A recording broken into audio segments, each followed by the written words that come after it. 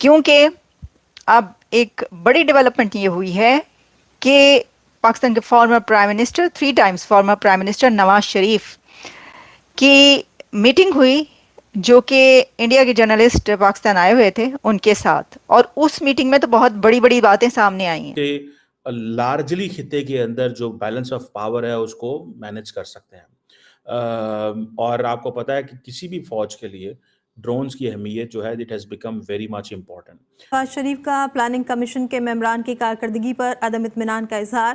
ملک کی معاشی اور سماجی ترقی کے لیے بڑا فیصلہ کر لیا گیا۔ حکومت نے پلاننگ کمیشن کے ممبران اور چیف اکنامسٹ اوپن مارکیٹ سے تعینات کرنے کا فیصلہ کر لیا۔ 26ویں آئینی ترمیم کے لیے خصوصی پارلیمانی پارٹی کا اجلاس، حکمران اتحاد آئینی عدالتوں کے قیام سے پیچھے ہٹ گیا۔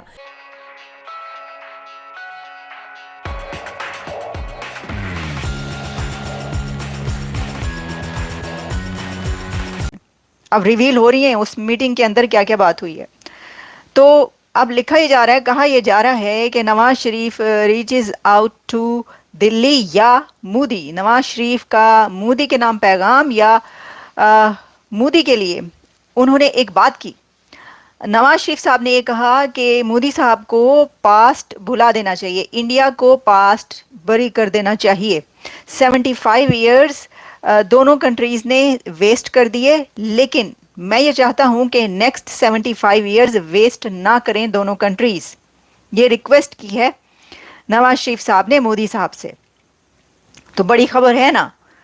تو ان کا یہ کہنا تھا کہ وہ چاہتے تھے، پاکستان چاہتا تھا کہ مودی صاحب پاکستان جائیں یہ کانفرنس اٹینڈ کرنے کے لیے، لیکن اگر وہ نہیں گئے اور ڈاکٹر جے شنکر وہاں پر پہنچے تو وہ بھی ایک بگننگ ہے، یہ نواز شریف ایسا سمجھتے ہیں۔ اور ان کا کہنا تھا کہ things will emerge from this situation, یعنی چیزیں اس میں سے نکلیں گی، یہ ان کا کہنا تھا، اور اس میں کچھ اچھا نکلے گا۔ اچھا، انہوں نے باتیں جو بھی کی آپ دیکھ رہے ہیں، میں تھم نیل پہ نواز شریف کی ایک پکچر لگائی ہے جس میں انہوں نے کبوتر پکڑا ہوا ہے ہاتھ میں۔ اب آپ کو پتا ہے کبوتر جو ہے نا وائٹ فلیگ کی طرح ہوتا ہے نا، یعنی پیس کا نشان ہوتا ہے، تو وہ کبوتر والی تصویر میں نے ان کی اس لیے لگائی، ویسے تو وہ ایک جلسہ کر رہے تھے تو اس دوران ان کے ہاتھ پر اور کندھے پہ آ کے یہ کبوتر بیٹھ گیا تھا، لیکن یہ اس کا مطلب ہوتا ہے پیس، تو اس لیے میں نے کہا چلیں یہ پکچر لگائی جائے، کیونکہ جو انہوں نے کہا ہے اس کا مطلب پیس نکل رہا ہے نا دونوں کنٹریز کے بیچ۔ دیکھیے اب یہ بہت بڑا سوال ہے کہ پاکستان یہ چاہ رہا ہے کہ اب انڈیا جو سب پرانی باتیں ہیں ان کو بھلا دے، ان کو دفن کر دے، پاسٹ کو بری کر دے، اور ساتھ ہی اب دونوں کنٹریز کے بیچ ٹریڈ بھی سٹارٹ ہو جائے، تعلقات بھی ہو جائیں، اور فارگیٹ کر دیں India every thing. Is it possible for India?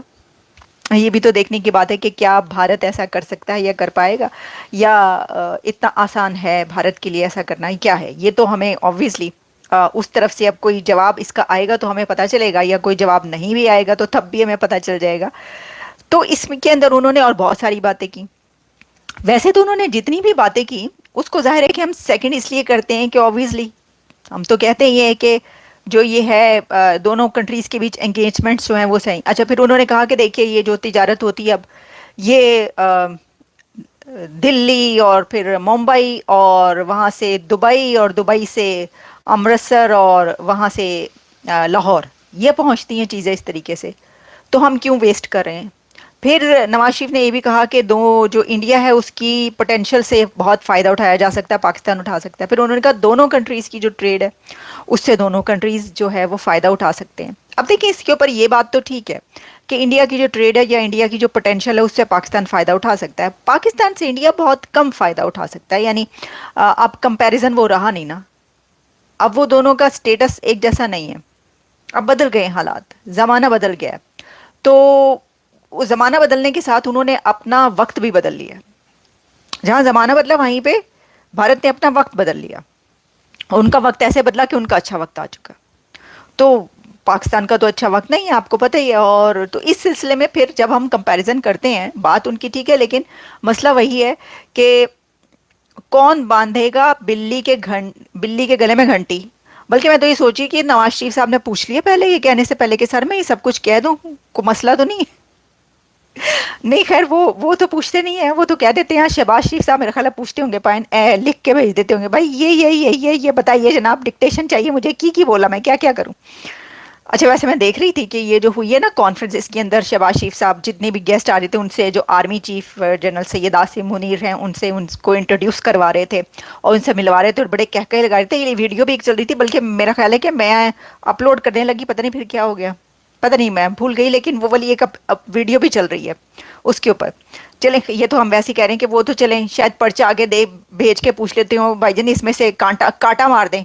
वो इमरान खान कहते थे ना, काटा मार दिया मैंने, काटा मार दिया, तो हो सकता है शहबाज शरीफ भी कहते हो इसमें से जो जो नहीं बोलना उसके ऊपर काटा मार दें, मैं बाकी बोल दूंगा। लेकिन नवाज शरीफ जो है वो नहीं पूछते, कह देते होते हैं। तो फिर आपने देख लिया पठानकोट और वो जो कारगिल, और फिर उससे पहले वाजपेयी जब आए थे तो वगैरह वगैरह, उन्होंने वाजपेयी का जिक्र भी किया।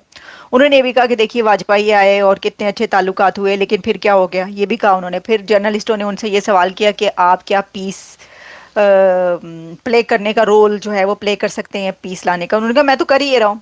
अच्छा फिर उन्होंने एक और बात की नवाज शरीफ ने, उन्होंने क्रिकेट पे बात की। इससे पहले कि मैं एक और बहुत एक बात अभी आपको बताती हूँ, एक और जो उन्होंने तजवीज़ प्रपोज किया, लेकिन उससे पहले उन्होंने ये भी प्रपोज किया, ये कहा नवाज शरीफ ने, रिक्वेस्ट की कि दोनों कंट्रीज़ के बीच जो क्रिकेट है उसको होना चाहिए।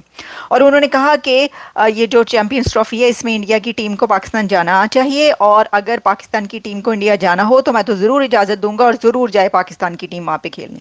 और ये जिसे वो कहते हैं ना, जिसे वो they can be use for destabilisation. So largely analyst दुनिया ये कहना है, या दुनिया ये समझती है, जो लोग देख रहे हैं, कि कॉन्फिडेंस बिल्डिंग मेजर्स चाहिए।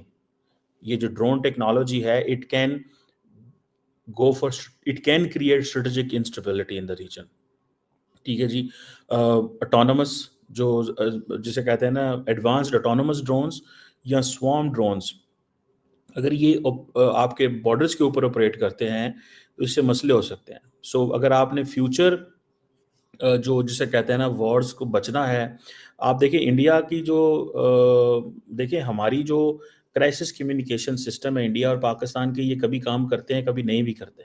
ठीक है, इंडिया ऑलरेडी आर्टिफिशियल इंटेलिजेंस जो है उसमें काफ़ी ज़्यादा आगे है, और उसमें ट्रांसपेरेंसी की भी समझ नहीं है कि कितना आगे है। So you have to see this. जिसे वो कहते हैं ना कि इंडिया अपनी फ़ौज को मॉडर्नाइज करना चाहता है, और इसको समझ रहा है कि चाइना के साथ वो अपनी चीज़ों को ठीक करना चाहते हैं। अभी रिसेंटली जो इंडिया ने छोटे ड्रोन जो है ना, वो तकरीबन 2500 की तादाद में इंडिया ने इंडक्ट किए हैं। ठीक है जी, कुछ ज़्यादा खर्चा नहीं इंडिया का इसमें, वो $500 मिलियन के करीब खर्चा आया, लेकिन इंडिया बड़े ड्रोन्स ऑलरेडी, अगले दिन जो आपने बात की थी कि 31 ड्रोन्स जो हैं वो लिए हैं। ये ड्रोन्स कार्गो के लिए, ट्रांसपोर्टेशन के लिए भी इस्तेमाल होते हैं, और सर्विलेंस के लिए भी इस्तेमाल होते हैं, टेक्निकल ऑपरेशन के लिए भी इस्तेमाल होते हैं। और इंडिया की जो मिलिट्री मॉडर्नाइजेशन है ये उसके लिए बड़े इंपॉर्टेंट है। और आप ये समझ लें कि जो इंडिया पाकिस्तान के जो रिलेशंस हैं उसके अंदर 100% चांसेस है इस कैलकुलेशन का। आपको याद होगा थोड़ा अर्सा पहले जब इंडिया ने एक मिसाइल चलाता था और उन्होंने कहा जी कि ये क्या हुआ है, वो साढ़े को गलती हो गई, साढ़े मुंडिया पता नहीं लगा, साढ़े मुंडे खेडन डे सन अथू छुट गया। मतलब this is how they did it. So the question is कि ये जो सबसे इम्पोर्टेंट डेवलपमेंट है, ये जो स्वॉर्म ड्रोन्स की, दे आर ऑब्वियसली यूएवीज, और ये क्या करते हैं, ये कोऑर्डिनेटेड ग्रुप्स के जरिए काम करते हैं। कोई भी ऐसा कॉम्प्लेक्स काम करना हो, जिसे वो कहते हैं ना, इंडिया की जो डिफेंस स्ट्रैटेजी है उसमें ये स्वॉर्म ड्रोन्स हैं, they are the most important. और इसमें ये समझ लें कि इंडिया इनको लार्ज स्केल पे इंडक्ट कर रहा है स्वॉर्म ड्रोन्स को। ये जो स्वॉर्म ड्रोन, ये they are capable of what, they are capable of, कैसे कहते हैं कि किसी भी नेवल एसेट को अगर फोर्टिफाई करना हो, ठीक है जी, तो ये दे हैव द कैपेसिटी।